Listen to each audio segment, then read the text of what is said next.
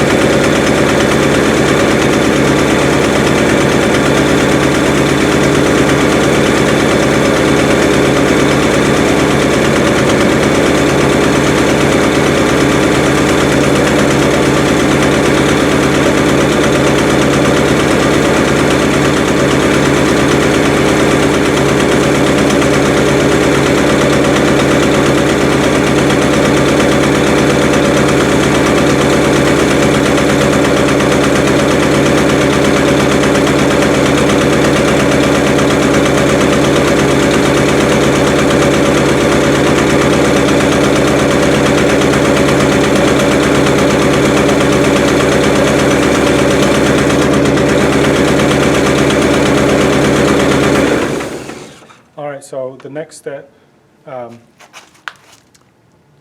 transmission's full right now. I may have overfilled it a little bit, so I'll probably drain it out at some point very soon. But I want to see now that, will the car move? I know that the previous owner said that if you run the engine, it'll lock the brakes.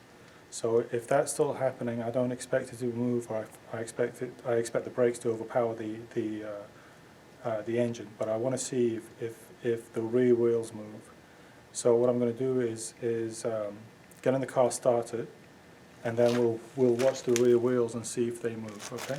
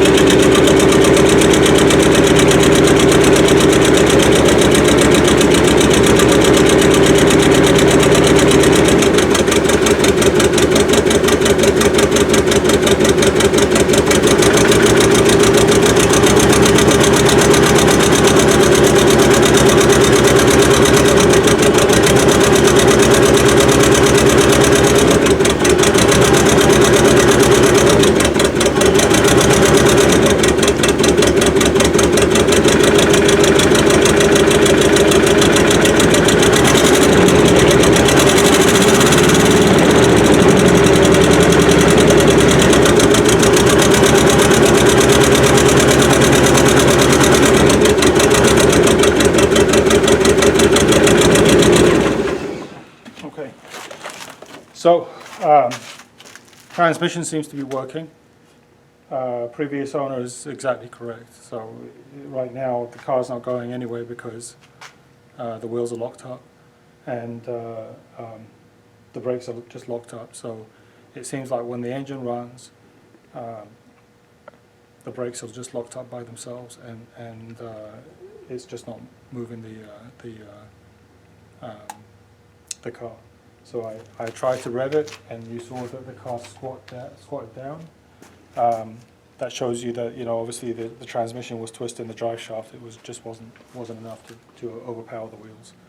So with knowing that, the goal was to move it onto the lift. I'm going to try to move it off the lift without the car running, but if it's built hydraulic pressure, I may not be able to do it. I may have to wait a few days and for that pressure to go down again, and then try again. So I'm back at the shop again today. It's 2 degrees Celsius outside. It's not really that much warmer inside the place as well, but my brother was in town for about a week. He came to visit me from England, so I haven't really done that much work on the car. But while he was here, I did get him to give me a hand and move this car around. So it's now on the lift, as you can see. The problems that we've had, to recap on the last video, when you run the engine, the brakes would lock up, and the car is just impossible to move. So I couldn't get the car moving because there was no fluid in the transmission. But when we added fluid to the transmission, the engine could not overpower the brakes for all the pressure that the brakes had. So I'm trying to figure out what's going on over there. In order to get the lift, to get the Rolls Royce over to the lift, what I did is I cracked open all the 6 bleed screws on the calipers and let the fluid drain. I also put the car up on 4-wheel dollies and used the SLK 320 to pull the car out of its resting spot, and then we were able to maneuver it around so that we can get it on the lift. Or we can get it in front of the lift, rather. We took the dollies. We took the wheel dollies off, and then we were able to use a come along and basically pull the car onto the lift where it is right now. So as you can see, the car's on the lift.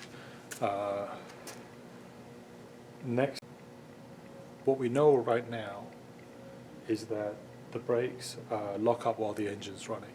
So it seems like when the engine's running, it causes the brake system to lock up. That's what the previous owner said to me as well. I know that the brake pedal is not moving backwards and forwards, and I know that when I put a battery on the car, the brake lights are always on. So I'm suspecting that somewhere, and I know that there's this thing called a rat trap, but I'm not exactly sure what it looks like, and I will find out when we put the car up on the lift.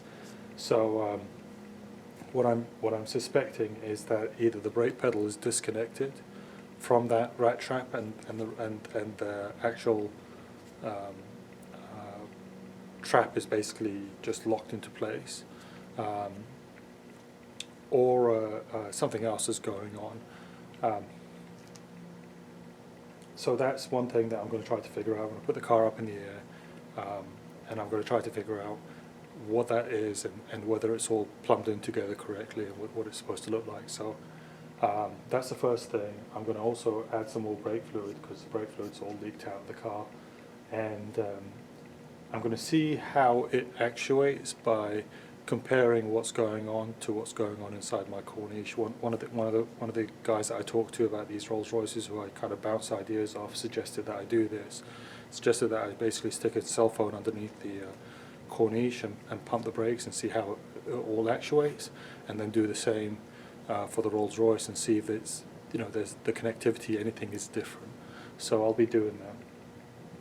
So aside from that, I also have this, which is the muffler that came in the trunk, and it's a Rolls Royce muffler because it says Rolls Royce motor cars or something like that. And I want to reinstall this because it's just way too loud. So hopefully I can figure out how to. This looks like it's some kind of adapter, connector.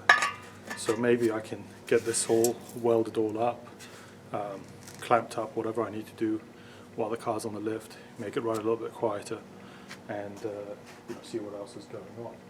So this is probably my action plan for the day, is to check behavior of the braking system, put the car up in the air, and then see if I can get this mounted and welded up. So with that said, let me just put the car up in the air, and then we can get going.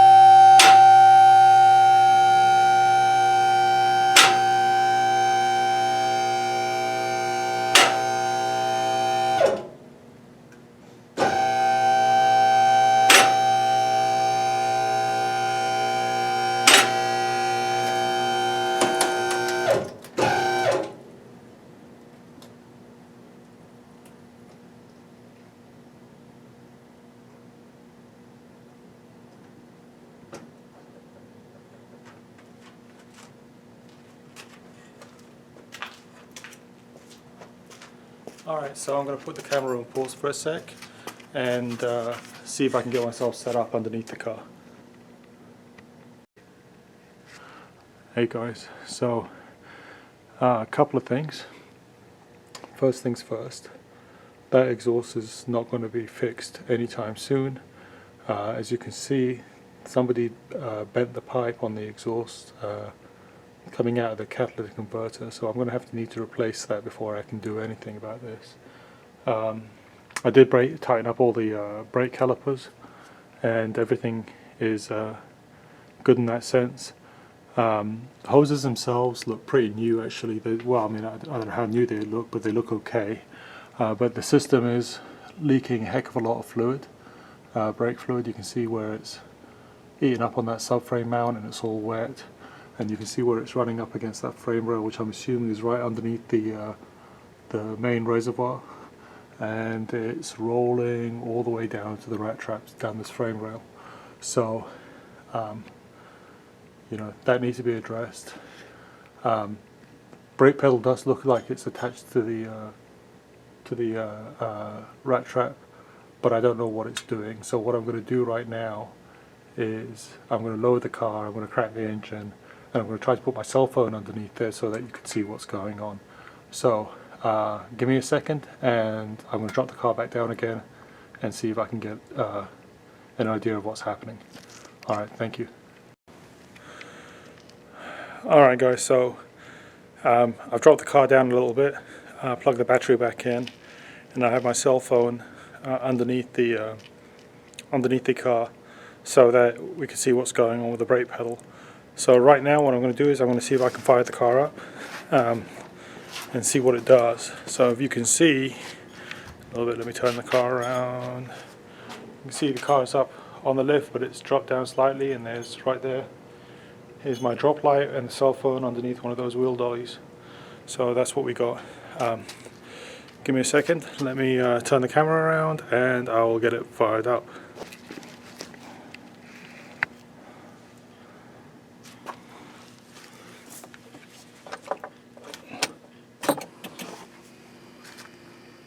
Fuel pump's running. I also filled up the brake reservoir with some more .3 and castor oil mix. I'm running out of castor oil, so I need to order some more. But let's fire this guy up.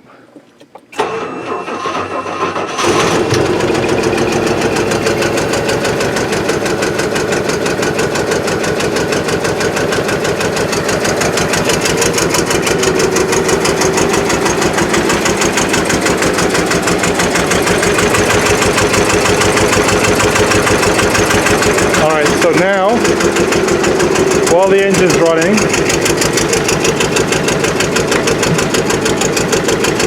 I want to see if I can hit the brake pedal.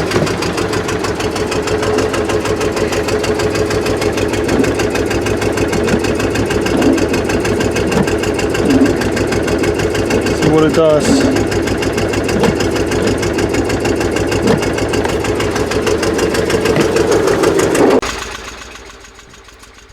So you can see that there's a leak coming out the rack pack that's leaking straight onto my cyclone. So it looks like I'm going to have to go into this system. I'm not too familiar with how it works. You can see that the pedal's moving everything correctly, but every single time I pump it dips a little bit. So at this point I'm going to stop the video. I just need to sit down and do a little bit of reading, see how all this stuff comes together. I've got the manual on CD right now, so I'm going to take some time and read around this whole braking system. But we're making progress. Alright guys, thanks very much, and please watch for the next episode.